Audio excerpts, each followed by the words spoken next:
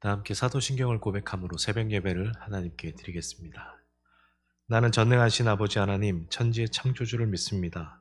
나는 그의 유일하신 아들 우리 주 예수 그리스도를 믿습니다. 그는 성령으로 잉태되어 동정녀 마리아에게서 나시고 본디오 빌라도에게 고난을 받아 십자가에 못 박혀 죽으시고 장사된 지 사흘 만에 죽은 자 가운데서 다시 살아나셨으며 하늘에 오르시어 전능하신 아버지 하나님 우편에 앉아 계시다가 거기로부터 살아있는 자와 죽은 자를 심판하러 오십니다. 나는 성령을 믿으며 거룩한 공교회와 성도의 교제와 죄를 용서받는 것과 몸의 부활과 영생을 믿습니다. 아멘. 찬송가 312장 함께 찬송 부릅니다. 312장입니다. 너 하나님께 이끌리어 일평생 주만 바라면 너 어려울 때 힘 주시고 언제나 지켜주시리. 주 크신 사랑 믿는 자 그 반석 위에 서리라. 너 설레는 맘 가다듬고 희망 중 기다리면서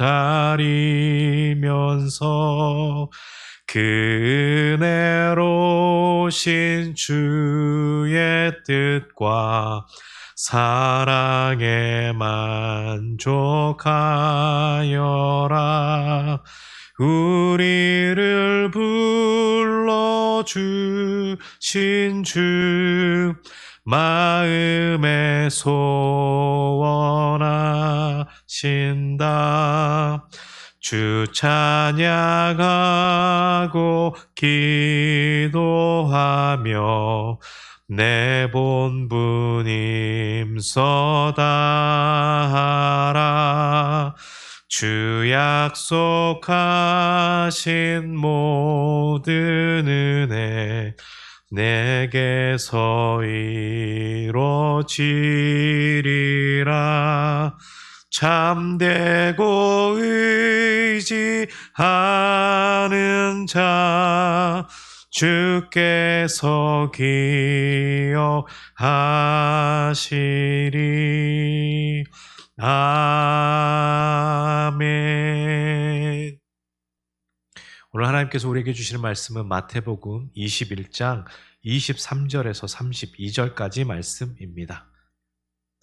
예수께서 성전에 들어가 가르치실새 대제사장들과 백성의 장로들이 나와 이르되 내가 무슨 권위로 이런 일을 하느냐, 또 누가 이 권위를 주었느냐. 예수께서 대답하시되 나도 한 말을 너희에게 물으리니 너희가 대답하면 나도 무슨 권위로 이런 말을 하는지 이르리라. 요한의 세례가 어디로부터 왔느냐, 하늘로부터냐 사람으로부터냐. 그들이 서로 의논하여 이르되 만일 하늘로부터라 하면 어찌하여 그를 믿지 아니하였느냐 할 것이요, 만일 사람으로부터라 하면 모든 사람이 요한을 선지자로 여기니 백성이 무섭다 하여 예수께 대답하여 이르되 우리가 알지 못하노라 하니 예수께서 이르시되 나도 무슨 권위로 이런 일을 하는지 너희에게 이르지 아니하리라. 그러나 너희 생각에는 어떠하냐. 어떤 사람에게 두 아들이 있는데 맏아들에게 가서 이르되 얘 오늘 포도원에 가서 일하라 하니 대답하여 이르되 아버지 가겠나이다 하더니 가지 아니하고, 둘째 아들에게 가서 또 그와 같이 말하니 대답하여 이르되 실소이다 하였다가 그 후에 뉘우치고 갔으니 그 둘 중에 누가 아버지의 뜻대로 하였느냐. 이르되 둘째 아들이니라. 예수께서 그들에게 이르시되 내가 진실로 너희에게 이르노니 세리들과 창녀들이 너희보다 먼저 하나님의 나라에 들어가리라. 요한이 의의 도로 너희에게 왔거늘 너희는 그를 믿지 아니하였으되 세리와 창녀는 믿었으며 너희는 이것을 보고도 끝내 뉘우쳐 믿지 아니하였도다. 아멘. 경찰이 용의자라고 생각하는 사람을 뒤쫓아 붙잡았습니다. 그리고 그에게 묻습니다. 거기서 무슨 일을 한 것입니까? 그 집에 왜 들어갔습니까?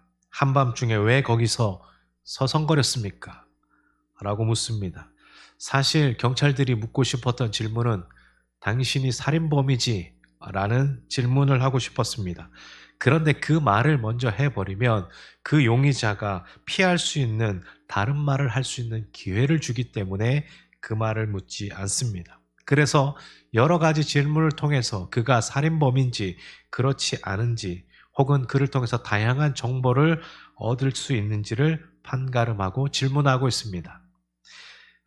오늘 마태복음을 통해서 유대인들의 종교적 리더십이 예수님에 대해서 그렇게 좋은 반응은 하지 않는 것을 보았습니다. 어제 묵상 본문에서도 말씀하고 있지만 그 시대의 유대 지도자들은 잎사귀만 가지겠지 열매란 전혀 없었던 것입니다. 마태복음의 이 부분은 그들과 예수님 사이의 중요한 논쟁을 기록하고 있습니다. 오늘 본문에서는 대제사장들과 백성의 장로들이 정말 묻고 싶었던 그 질문이 있었습니다. 그것이 무엇이냐면, 그래서 당신은 메시아입니까? 아닙니까? 이것을 예수님에게 묻고 싶었던 것이죠. 예수님은 성전에 들어가시자마자 자신이 계셨던 것처럼, 자신의 소유인 것처럼 그 성전에서 행동하셨습니다. 성전은 오랫동안 대제사장들이 지배해온 가장 거룩한 장소입니다. 그런데 예수님께서 하시는 행동들을 보면서 그가 과연 누구이기에, 그분이 하시는 말씀을 보면서 그가 과연 어떤 사람이기에 그렇게 하는가라고 묻고 있습니다. 성전에서 대제사장보다 더 큰 권위를 가질 수 있는 분은 바로 하나님께서 기름 부으신 왕, 다시 말해서 메시아입니다. 그런데 그 메시아가 백성들 입장에서 보면, 대제사장 입장에서 보면, 장로들 입장에서 보면 언제 메시아가 올지 모른다는 것이 함정입니다. 예수님이 나타나셔서 오로지 메시아만 할 수 있는 일을 할 권한을 자신이 가진 양 그렇게 행동하셨죠. 그래서 사람들이 예수님께 물을 수밖에 없었습니다. 23절입니다. 내가 무슨 권위로 이런 일을 하느냐? 또 누가 이 권위를 주었느냐고 묻습니다. 예수님은 어떠한 공식적인 수업도 받으신 적도 없었습니다. 그래서 그들은 예수님이 무슨 권한으로 성직을 받지 못한 목수가 이토록 이런 말들을 한단 말인가? 라고 생각하고 있었습니다. 그런데 예수님은 이들의 질문에 대해서 또 다른 질문을 되돌림으로써 그 질문에 응답을 하시죠. 그래서 예수님은 굉장히 고단수셨습니다. 즉답이면서도 즉답을 하지 않으셨죠. 24절에 이렇게 말씀하고 있습니다. 예수께서 말씀하시되 나도 한 말을 너희에게 물으리니 너희가 대답하면 나도 무슨 권위로 이런 일을 하는지 이르리라. 그러면서 25절에서 예수님은 세례 요한에 대한 이야기를 하십니다. 세례 요한에 대한 예수님의 질문은 대답이 곤란할 수밖에 없는 질문이었습니다. 요한은 무슨 권위를 가지고 있는가? 그는 유대인의 리더십의 공식적인 허가를 가지고 있었는가? 아니면 그는 단지 광야에서 외치는 하나님의 목소리와 권위를 입고 있는가라는 말입니다. 그 질문에 대해서 그들은 아무 말도 할 수 없었습니다. 만약 요한의 권위가 하늘로부터다라고 말하면 그를 믿지 않는 것에 대해서 분명히 질타하시겠죠. 다시 말해서 그들이 세례 요한이 주는 세례를 받지 않은 것에 대해서 아마 잘못을 말씀하실 것입니다. 그리고 요한의 권위가 사람으로부터라고 하면 그것이 무엇이며 누가 그 권위를 주었는가? 라고 물으셨을 것입니다. 왜냐하면 많은 사람들이 세례 요한을 선지자로 여겼기 때문입니다. 그리고 더 나아가서 이 세례 요한에 대한 질문은 예수님이 이미 요한의 세례를 통해서 하나님으로부터 성령을 받고 이는 내 사랑하는 아들이요 내 기뻐하는 자다라는 말씀을 들으심으로 예수님은 그때의 메시아로 공식적으로 선언이 되셨다는 것이죠. 그래서 유대 지도자들이 요한이 하는 일을 제대로 이해했다면 예수님이 지금 성전 마당에서 메시아처럼 행동할 수 있는 권한을 과연 어디서 받았는가를 대제사장들과 장로들은 분명히 알았을 것입니다. 그런데 그들의 대답은 27절에서 뭐라고 말합니까? 알지 못한다라고 얘기합니다. 거부하는 것이죠. 그들의 이중성을 보여주는 대답입니다. 그들은 요한이 하나님으로부터 왔다는 것을 확실히 알고 있지만 자신들의 삶이 그런 타당한 비판 아래에 놓일 것이기 때문에 감히 그 사실을 인정하지 못합니다. 이렇게 정직성이 결여된 성전 지도자들의 모습이 오늘 우리에게 보여주고 있습니다. 그런데 예수님이 그냥 적당히 거기서 끝나시면 괜찮을 텐데 예수님 또 집요한 부분이 있습니다. 예수님이 어디까지 밀어붙이시냐면 이렇게 얘기하시죠. 그들이 요한이 예언자였다는 사실을 믿지 않을 수 있습니다. 그런데 만약 그가 예언자였다는 것을 믿었다면 어떻게 되겠습니까? 어떤 사람들은 세례 요한이 말한 것을 처음에는 하나님께 반항했지만 세례 요한이 말한 것을 듣고 따른 사람이 있습니다. 따랐던 사람이 있죠. 그런데 어떤 사람들은 하나님의 선택을 받은 것 같지만 세례 요한이 말한 대로 행하지 않은 사람이 있었습니다. 이것을 염두에 두시고 주님이 28절에서 32절에 나오는 두 아들의 행동에 대한 비유를 말씀하고 있습니다. 첫째는 가겠다고 했지만 가지 않았고 둘째는 가지 않겠다고 했지만 갔습니다. 예수님은 그들이 더 쉽게 이해할 수 있도록 말씀을 하셨습니다. 둘째 아들은 하지 않겠다고 했지만 나중에는 순종했다라고 말씀하고 있습니다. 그 아들은 바로 세리와 창기를 대표합니다. 그들의 삶과 그들의 생활은 하나님을 반하는, 하나님이 싫어하시는 일들을 했지만 그들은 뉘우치고 요한의 말을 듣고 회개하고 하나님 앞에 돌아왔다는 것이죠. 그런데 첫째 아들은 가겠다고 말했지만 가지 않았습니다. 그들은 바로 성전의 권력 집단과 그 외에 다른 지도자들을 대표합니다. 성전에서 예배하고 점잖은 외양을 갖춘 그들은 마치 하나님의 뜻대로 행동하는 것 같았지만 요한의 메시지를 거부한 것이죠. 회개의 메시지를 거부한 것입니다. 뿐만 아니라 그 가운데 은밀하게 계시는 메시아를 은밀하게 거부했다는 것입니다. 그런데 이제 메시아가 직접 와서 그들을 추궁하고 있습니다. 대제사장들과 장로들에게서는 굉장히 쉽지 않은 시간이었을 것입니다. 여러분 성경에 보면 세리와 창기란 표현들이 굉장히 많이 기록되어 있습니다. 그들은 사회적인 약자로 분류되는 사람들입니다. 보통 성경에서 말하는 세리와 또 삭개오가 맡고 있는 이 세리는 좀 다릅니다. 삭개오가 세무장이라고 친다면 세리는 마태와 같은 이 세리는 세금 징수원이라고 우리가 볼 수 있습니다. 그 신분이 천양지차입니다. 그래서 유대인들이 이 5살 때부터 토라, 율법에 대해서 배웁니다. 그리고 그들이 10살에서 13살이 될 무렵 율법의 주석사오다 같은 미시나, 이렇게 다시 말하면 탈무드를 배웁니다.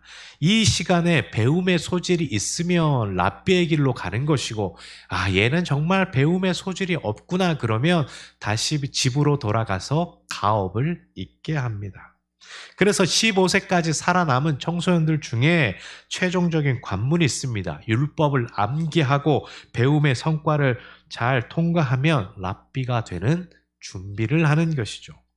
자, 그런데 이런 배경을 통해서 보면 우리가 세금 징수원, 세리의 삶에 대해서 우리가 알 수 있습니다.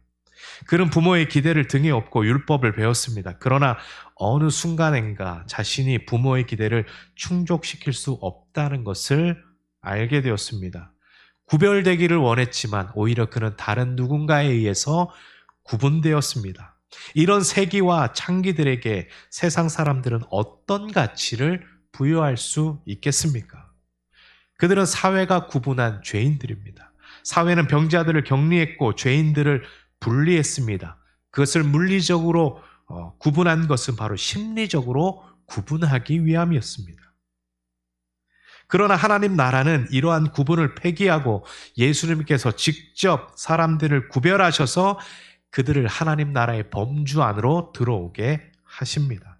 그렇게 하심으로써 하나님의 나라는 마태복음 20장의 연장선에서 본다면 특별한 자들, 소위 먼저 된 자들에게만 부여된 것이 아니라 사회적으로 약자이며 죄인 취급을 받는 자들을 모두 포함한 넓은 의미로서의 하나님의 나라를 예수님은 말씀하고 있다는 것입니다.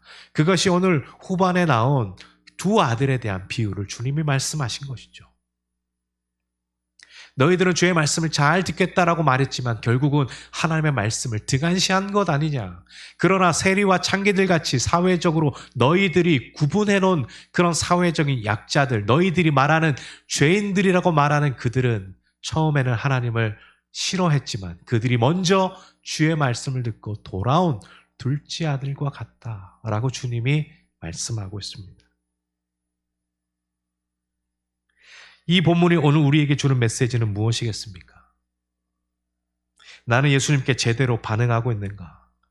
마다들처럼 네 라고 말하지만 여전히 말만 하고 변화되지 않는 모습은 없습니까? 다른 방향을 모색하려는 것은 아닌지, 그렇다면 우리는 언제든지 예수님의 지적을 감사히 기꺼이 받을 수 있어야 됩니다. 운전 연수를 처음 받다 보면 혼자 운전하지 않고 옆에 선생님이 꼭 함께 탑니다. 그래서 선생님이 탔을 때는 잘못된 운전 습관을 지적해 준다든지 아니면 교통법규들에 대해서 알려주시기 위해서 함께 탑승을 하죠. 그런데 그분들이 옆에 있는 것은 안전을 위한 것이고 또 초보 운전자가 이후에 올바르게 안전하게 운전하기 위해서 함께 탑승하는 것입니다. 그래서 그분들이 지적하는 모든 사항들은 내가 처음 듣기에는 부끄럽고 창피할 수 있지만 올바른 운전을 하기 위해서는 제대로 듣고 배우고 그 시간을 감내해야 된다는 것입니다. 믿음을 갖고 살아갈 때도 마찬가지 아니겠습니까? 내가 잘 못하는 것에 대해서는 예수님께서 말씀으로 알려주실 때에 내가 가는 길과 방향, 노선들을 주님의 뜻에 맞게 잘 변경하면 됩니다. 그것은 하나님 앞에서 부끄러운 것이 아니라 오히려 나의 잘못을 돌이키고 제대로 세워나갈 수 있는 기회가 되는 줄로 믿습니다. 그리고 그것도 중요하지만 우리는 또 다른 질문을 해야 됩니다. 예수님이 참된 주님이심을 현 세상의 권력자들에게 보여주기 위해서 예수님을 따르는 이들이 오늘날 해야 할 일이 무엇이겠습니까? 오늘 사람들이 이렇게 물을 수 있습니다. 당신은 무슨 권한으로 그런 일을 합니까? 라고 누군가가 여러분에게 여러분의 삶의 자리에서 물을 때에 주님이 말씀하셨던 세례 요한과 같은 수수께끼와 같은 대답이 아니라 이제는 내가 경험한 예수님, 내가 보고 듣고 배운 예수님에 대해서 말할 수 있어야 될 것입니다. 예수님의 이야기를 들려줄 수 있는 나의 삶이 되어야 될 것입니다. 오늘 하루 우리의 삶을 살아갈 때, 이번 한 주간 살아갈 때에 주의 말씀이 나를 주장하시고 주의 말씀을 통해서 내가 계속 하나님과 친밀하게 교제하며 또 아름다운 삶을 살아가는 우리 모든 성도님들이 되시기를 간절히 소망합니다. 기도하겠습니다. 주님 감사합니다. 우리에게 주신 말씀을 붙잡고 하나님께서 우리에게 말씀하신 것들을 순종하며 따라가는 저희들의 삶이 될 수 있도록 인도하여 주옵소서. 대제사장들과 장로들처럼 하나님의 뜻을 우리가 용납하지 못하고 우리의 뜻에 어긋나는 것이 있다면 우리가 싫다라고 말하는 모습은 없는지 돌이켜 회개하는 저희의 마음들이 있게 하여 주시고 또 주의 말씀 앞에 예하고 순종하는 저희 모든 주의 백성들 되도록 인도하여 주옵소서. 이번 한 주간도 주의 은혜 가운데 살아가는 우리 모든 시간들 되기를 원하며 예수님의 이름으로 기도합니다. 아멘. 우리 기도 제목들 가지고 함께 기도하며 나가시겠습니다. 기도하겠습니다.